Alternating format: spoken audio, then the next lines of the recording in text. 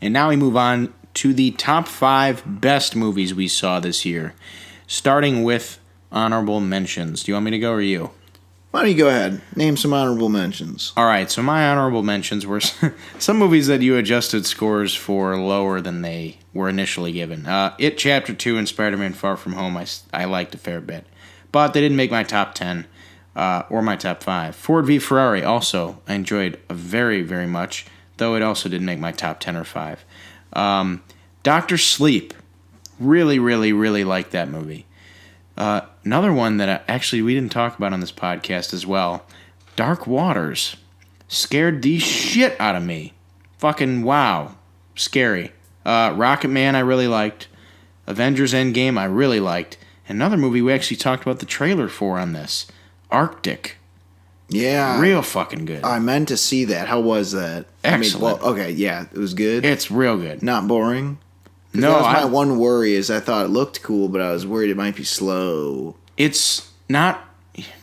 I know it's not fast. I know he's not shooting, RPGs at missile silos or whatever, but there's always danger, and I never felt safe, and it's exhausting in a good way, not like slow exhausting. Jesus Christ, this guy's been put through the ringer.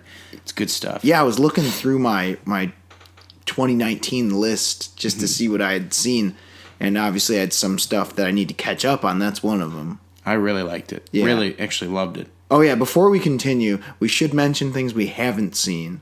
I haven't seen The Irishman yet. I haven't seen Dark Waters. I haven't seen Knives Out, although I know that wouldn't have been in my list anyway. I think, well, it not my list. It would have been probably middle, probably not in the worst either, but I don't know. I just didn't see it yet. I have seen The Irishman. Well, we'll get to that. All right.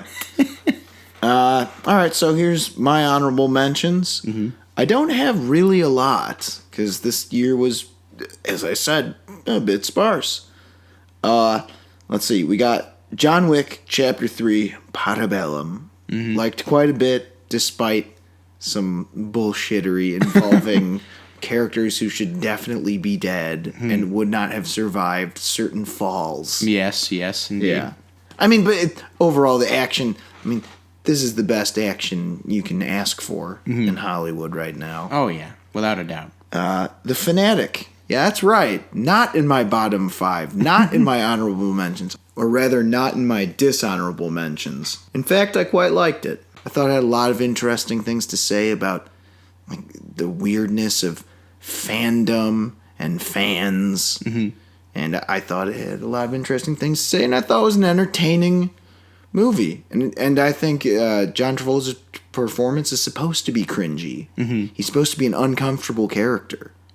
And if that's just something you're not going to be into, like in the same way you wouldn't like, Scarface or any other movies that kind of have morally reprehensible main characters, then sure, maybe this movie is probably not for you regardless. But I really think it was misunderstood. I really do. Well, for better or worse, I'll have to check it out.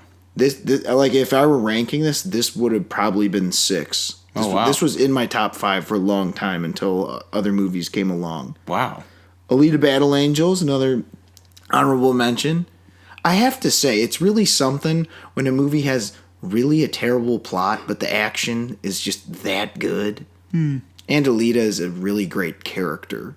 Sure, yeah. I really liked Rosa Salazar's performance. So did I, and I think that franchise needs another go. As much as we poo-poo big non-original movies, that was a good first entry. Yeah, and except for the fact that it delivered where it needs to. The action sequences were stand out. The effects were really, really good. The effects were insanely good. I just rewatched that, and it just reconfirmed how much I liked it. Right.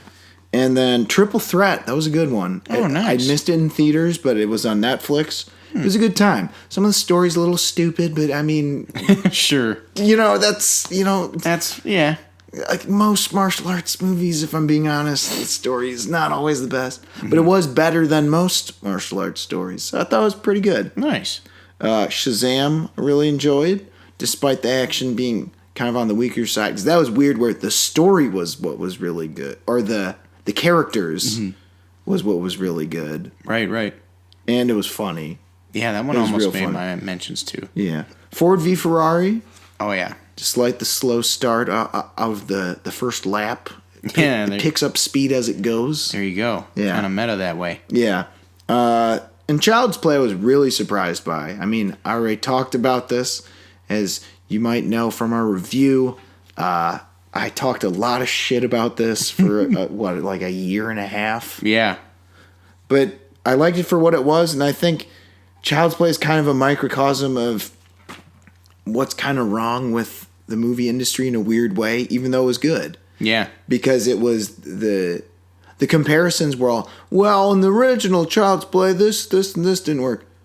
But if you just changed the name of the doll and the characters, you could have just called this something else, and it would have been judged on its own merits. And in that way, what it did with the AI and all that, I thought was really interesting and cool. Yeah, it kind of has no business being as entertaining and enjoyable as it actually is. Right, and see, that's the other things. I didn't want it.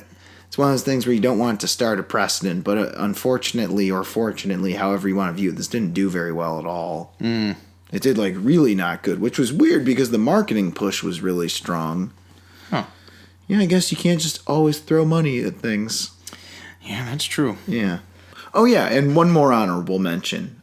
Obviously, Avengers Endgame. Oh, yeah. Now, it's a good one. Can't tell the story of 2019 without it. Yeah. Well, that is something, isn't it? It's huge. Gigantic movie. Historical. The way it all came together. The fact that it happened the way it did 10 years later. The money. The records. Well, yeah, there's that too. If that means anything. Yeah.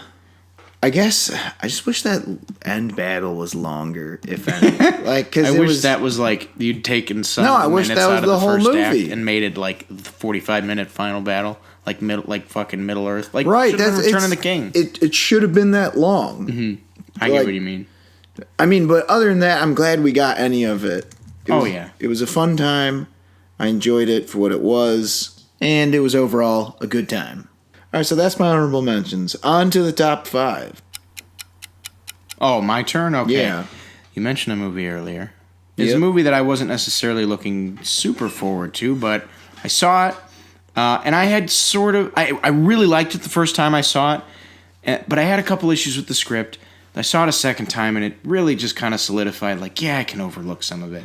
I gave this a 9 out of 10. It's my number 5 movie. It is Knives Out. I was shocked, because I just, we talked. Really? We talked a little bit ago about Ryan Johnson and a certain movie. Well, no, he made. that had nothing to do with. I just thought this trailer just didn't do anything for me. Oh, the trailer is supremely misleading. I'll give you that. It's Okay. There's a huge part of the movie, like, not even a huge part. It's like the whole structure of the movie is like, when you see the movie, you're like, oh, okay, so this is what we're going with. And without saying too much, all I got to say is the acting is so good. Yeah. And the story, like, I have a couple problems with certain pieces of dialogue here and there, but the story, like, as a constructed narrative, holy Yeah. shit. It's just like, dude, it's like Maltese Falcon levels of complex. Oh, where you gotta see it a couple times to catch it all. Well, but it's like, it just gets really specific. Like, no, he was doing this when you thought that he was doing that. So when he did that, like, it's just, there's all the ins and outs, and it all makes sense, but it's just so multifaceted and well put together. And, I've given Ryan Johnson, some flack for subverting expectations, we'll say, but he does it the right way here. He does it with a whole world that he just creates before your eyes. He subverts expectations as he goes with material and characters that we just saw created 20 minutes ago, instead of having to deal with it with like, oh, Luke Skywalker does what now? It's a lot easier to swallow. Oh, gee whiz. It's almost like a guy who's not suited for blockbusters does well at smaller movies. Yeah, I'm like, What a shocker. Like, bro, I would like more movies like this, please. Yeah. We need more movies like this. This movie did pretty well, didn't it? Did very well. Yeah. I was shocked at how Yeah. well it did. Thanksgiving weekend release. It was really good, and I recommend it. Okay. My number 5 choice was an animated film Oh, really? that I saw a special screening of Oh, I think I know what through it is. Fathom Events. Really? This was a movie called Promare. And we'd mentioned it on the Yes. podcast. We sure did. And this was really something else. I'm very jealous you got to see this. I tried to, but I couldn't. There was some scheduling shit, and I You fucked had up. like 4 chances. I fucked up. Okay, this movie did, to speak to how well this movie did, it came back for 2 nights because it sold so well. The theater I went to is 100% packed. Damn. Yeah.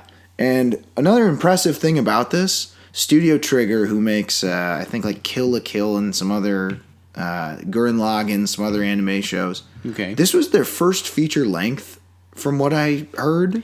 Isn't this based on manga, right? You mentioned? How the hell should I know? I don't know. I thought it was based on something. But, yeah, that's interesting that is the first endeavor they have into feature length stuff. You know what? Bravo. Yeah. You made an exquisite piece of art. And I mean, yeah, there's like little things in the script, like the one main character is kind of an idiot. Mm-hmm. He's very similar to the main character in Gurren Lagann. Okay. Or not the main character, the other, like, main character, like Kaneda or whatever his name. Whatever. They're all named Kaneda. Canada! Tetsuo! Tetsuo! Yeah, anyway, so enough Akira references aside. He's kind of an idiot, and they just kind of make this kind of lame joke, like, duh, yep, he's an idiot. It's like, we get it. Mm-hmm. I mean, there's like little things like that. It gets a little confusing as all hell. Well, I mean, in anime tradition. But I was having too good of a time to let it really bog me down. So I gave this a 4. Okay. It's just like the artwork is really exquisite. I can't think of a better word to put it.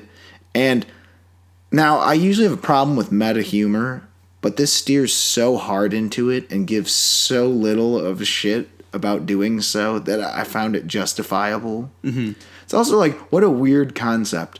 This superhero fire department has to put out the fire put out by these monsters called the Burnishes.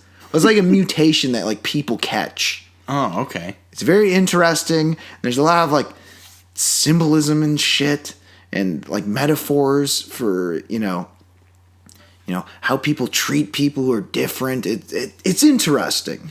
Yeah, It's a lot. It's more than meets the eyes in the trailer. It's really good, really fun time. I highly suggest it. If you're really, really not into the weeb shit, maybe steer clear of this. But like, I just like the colors. Like, I just want to fucking see what this movie has in store for me visually. That's why I wanted to see it. It's a treat in a way that I it's hard to describe. It's, the word epic is overused. You know what? This is going to be a bit of a bold statement. In terms of epicness level, it was on par with Endgame, with the grandioseness of the artwork. It was really good. Hats off to them, this being their first feature. Nice. They did a hell of a job. I'm going to have to check that one out, too. Yeah. Damn. Well, all right. Moving on to number 4 then, I guess, right? Yep. This is another movie that... Actually, I don't know if we talked about this, but I ended up seeing it. I did not review it, but I ended up giving this a perfect score. What's that? This is a movie I did not expect to like that much, but I was intrigued by. Honey Boy.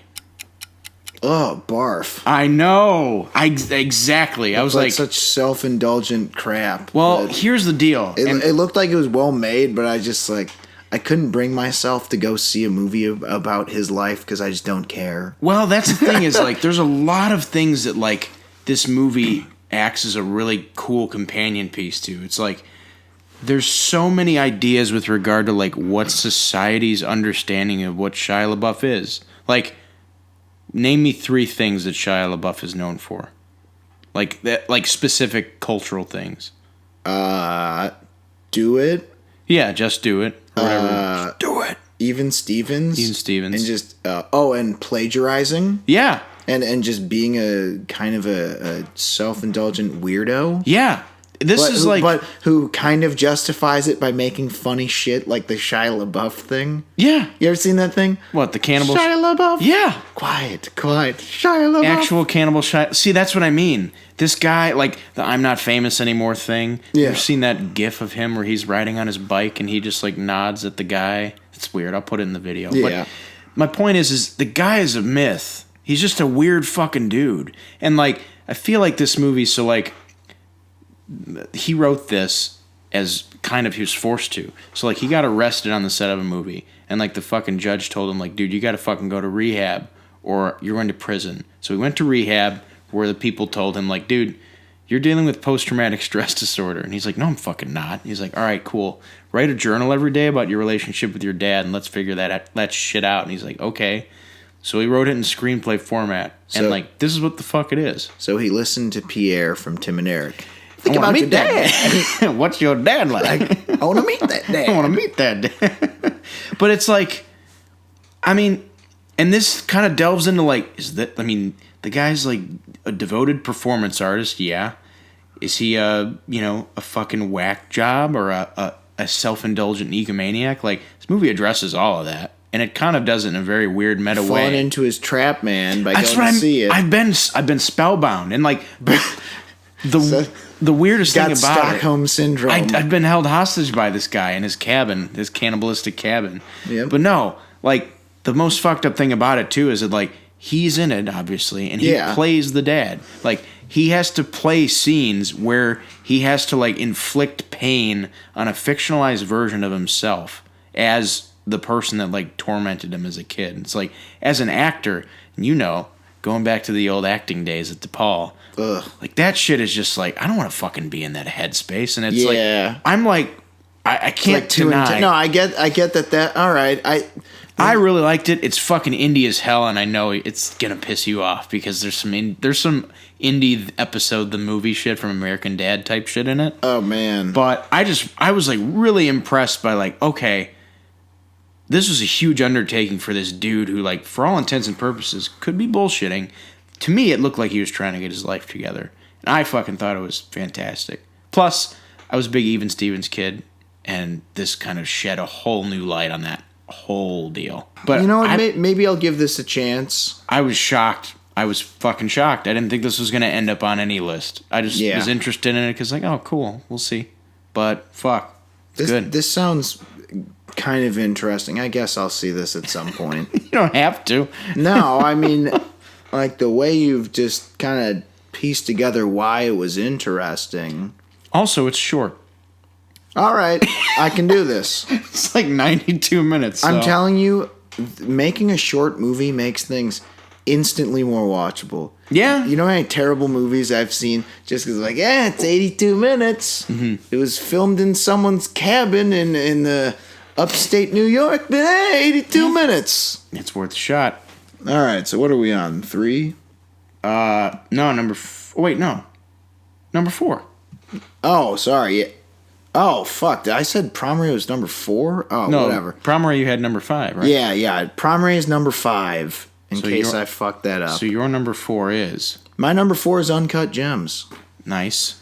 Gave this a 4.5 out of 5. Mm-hmm. And as you could tell by our review, if you'd like to listen to it, in our forthcoming Uncut Gems review video, I really enjoyed it. Yeah, I mean, it's not a happy movie. Mm-hmm. It definitely plays to the crap sack world trope that was so common this year as a theme, but it was one of those movies with the whole package.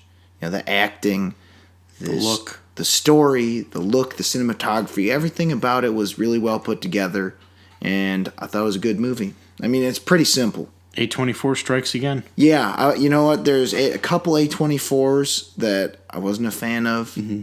Lighthouse and Midsummer in particular. Yeah. But this really delivered. Mm-hmm. And it really delivered in wavering it delivered quarter 4. That had some really good stuff, but also, there's a lot of bad that tried to cancel it out. I was glad this came along. It delivered in spades, not diamonds. Sure. Yeah. Diamonds. Yeah. All right, so that was my number 4, Uncut Gems. What are we on? Number 3? Number 3. Something tells me our 3, 2s, and 1s are going to be the same movies depending on the order. Yeah, just spoiler alert. These choices are really cliche, but I don't give a shit. They were good. Like, it's hard because, god damn it, these were the 3 best movies. Yeah, I didn't even want to like one of these. Really? I didn't. Oh, yeah. Well, yeah, we'll get to that. We'll get to that. my number 3 is a movie that I didn't even know about at this point in last year's canon of days. Yeah. Parasite. Yeah. I mean, where do I fucking even begin with this one? Man, oh man. So much is going on. So much is being said. Right. The acting is so good in terms of tonality and genre blending. It's just like it's one of the most skillful high wire acts of like, yeah, we're gonna make you really laugh in the beginning of this movie, and then the ending of this movie is just gonna be so haunting and almost chilling, and it's gonna put you in a really not bad place, but just like a real place. It's all fun and games until shit gets real. Yeah, until someone gets stabbed with a fucking skewer. Yeah. But no, I love the way this movie looked. I love the way that I still can't tell. Like, I saw this movie twice, and I still can't tell if the way that the movie actually gets better looking as it goes on is just something I'm imagining or if something that's intentional. I've actually learned to really like the fucking score the second time around. Yeah. God, the acting's good. The shots, man, it's so goddamn well done. I really can't. If you haven't seen this, man, oh man, don't let subtitles deter you if you're scared by that sort of thing. Do not watch the dubbed version if there is a fucking dubbed version. Just don't. Yeah. Just watch this movie. It's just really good. I think any person could get something out of this. It's great. No, I agree. That's, it's like Uncut Gems, but even better with it in terms of it being the whole package. Mm-hmm. I think it's also the way it handled themes, especially some really resonant modern themes. It did really good job. And so many. Yeah, that's what's so crazy. Class, capitalism, there's so family. Yeah, loyalty. Yeah, friendship. It's just like there's so much shit. It's just so to use a screenwriting term, it's so pregnant. Yeah. With like shit in it. Like there's a lot in there to talk about. And what's so impressive is it does all of these things, but it doesn't feel bloated. The running time is perfectly fine. Mm-hmm. Perfectly. It is pretty much damn near perfect. The ending is beautiful. It's fucking awesome. Yeah. It's just really, plant and payoffs are really, god damn it, it's just really good. There's a lot that's good about it, and I think it elicits multiple viewings. Absolutely. And I am, unfortunately, I only saw it once. Group viewings, too. Like, see it with a couple people, and, like, you'll have, like, a dope-ass discussion afterwards. Right. So, my number 3 on the list, it's pretty cliche. I'm pretty sure everyone thought this movie was awesome, because it was good. Mm-hmm. Once Upon a Time in Hollywood. Mm-hmm. Now, there's something to be said about movies about other movies, but this did it in such a weird way.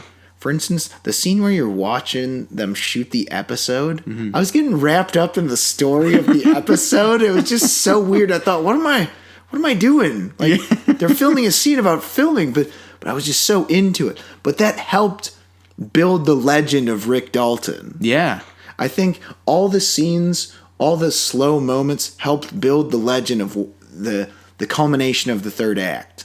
Oh, yeah, for sure. And it's in terms of building a period, in terms of building a world, like this, shooting TV westerns in the late 1960s. It's just like, yeah, I bought everything that Tarantino sold and built in front of me. It's just so well evoked. Right.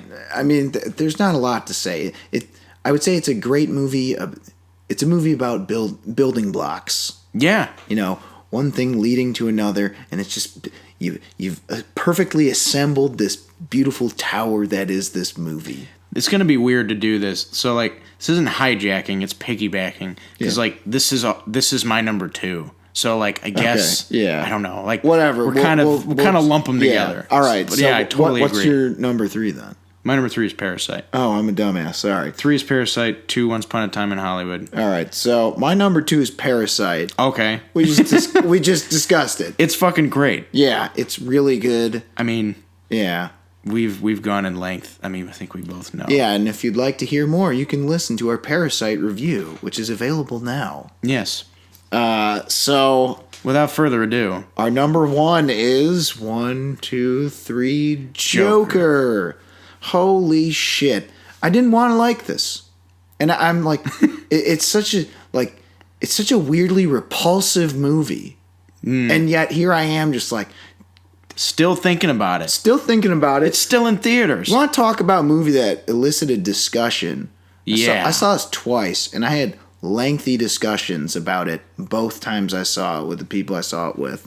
Still talk about it. Yeah, no, it was great to see him. It was so refreshing to have a movie where we're talking about not necessarily just the quality, like, oh, I liked this, I didn't like this, but, oh, why did Arthur do this, or why, How does this movie fit into the fucking zeitgeist of, like, what's going on now? Oh, see, that's kind of why I hate it, because it's like, it's the Chucky thing, Oh, yeah. It's like, here you took something, barely, very loosely made it Joker, and there's part of me that likes that, because, you did something different. But at the same time, I feel like a lot of the imitators of this idea, we can just say to hell with most of the source material or whatever, and then make something weird and different. I feel like that's going to backfire a lot. I hope they don't, because I think for me, this stuck into a very nice Goldilocks area where it's like, it's just enough its own thing, but it's also just enough adherent to certain lore beats. Like, things you expect to see happen. Like, you expect to see a character's parents get killed. And it does happen. It doesn't happen the way you think, but it happens. Right. And it fits in a version of how this story would unfold in a comic book, in a graphic novel. And I also loved how everything. I mean, this is kind of like the confirmation bias Olympics for me, because, like, this is my most anticipated movie of last year. And it fucking is my favorite movie of last year. But, like, I love how it just ended up being everything I wanted it to be. Yeah. AKA anti-everything that's trending right now in fucking movies. It's not a crowd pleaser. Yeah. It's not very aesthetically, like, flashy or, like... Though it is beautiful to look at. It's just very grimy and, like, gross to look at. It's kind of weirdly, like... I don't know, man. Like that's why I said it's this weird, repulsive movie, and yet you just can't turn away. This this movie, I can't believe this. I was like shocked to the core by it, just because I was not ready for it in a weird way. I'd heard all this hubbub about it, and I thought, whatever. And I'm like, man, like it wasn't what a lot of people were saying, like, but at the same in a good way. Yeah, in a good way. But at the same time, I was like, whoa. Yeah. This is, as I said it before in our review, this was basically Henry, Portrait of a Serial Killer, but made for a mass audience. And it made a fucking $1 billion.